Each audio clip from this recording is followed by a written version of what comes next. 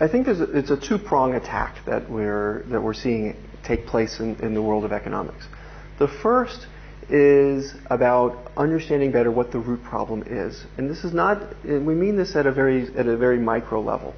What exactly is the market failure? Where is it a problem of the way the market is structured? Is it a problem of individual failures, individual irrationality?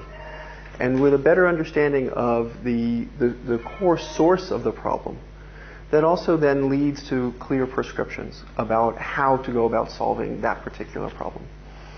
And the second then is about evaluation. It is about recognizing that the answer to does aid work is not going to be answered in a very simple way. It's not aid works or aid does not work.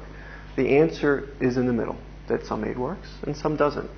And that's a really reasonable thing to say, but for some reason this has become a controversial thing to say, that we're going to get this answer by going to the ground and setting up careful tests of programs in specific contexts to see, in this particular situation, does aid work or not? Does this particular aid program work, rather? And then when we can do that, and we can do that in multiple contexts, we start getting some global lessons. And some lessons might be more global than others. And that's part of the challenge, is figuring out which ones are not. In what context can we translate an idea from one place to another? In what context can we not? And we're not going to get that answer by sitting in the ivory tower and downloading large data sets that compare countries. We're going to get that answer by going to the ground and setting up careful tests and repeating in other places. Two things. One is we'd have to define poverty. But even if we look at wealthy nations, you still have poverty. Now, when I say no so quickly to eradication, I'm really picking up on the word eradicate. Can we improve the situation of the poor? Absolutely. There's things we can do now that we have strong evidence about that can make a big difference in this world. But, I think the goal of eradication is one that is for platitudes, for public speeches, for politicians to have lofty goals. I tend to be a little bit more of a realist. And the realist in me is not pessimistic. It's an optimistic realism. But it's one that says we can make improvements. We have very clear evidence now. We have some things that we're getting more evidence on that we can make even bigger improvements. But in the end game, do I think we're going to have a world of no poverty?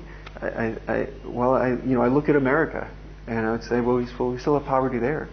So even if we got the poorest country in the world to be like America, we would still have poverty.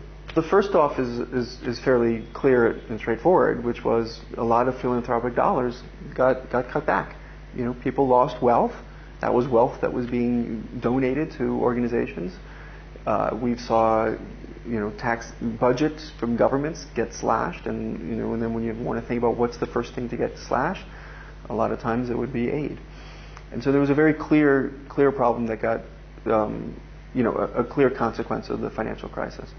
I think the other thing that the financial crisis has caused us to do is to really rethink the banking system and what type of regulation we need of it, and help us. In that sense, it's been a learning moment that hopefully will lead to better changes, where we recognize that there's risks in the banking system that need to be taken care of, that cannot be left unchecked. And hopefully from that we'll have lessons that can be employed around the world.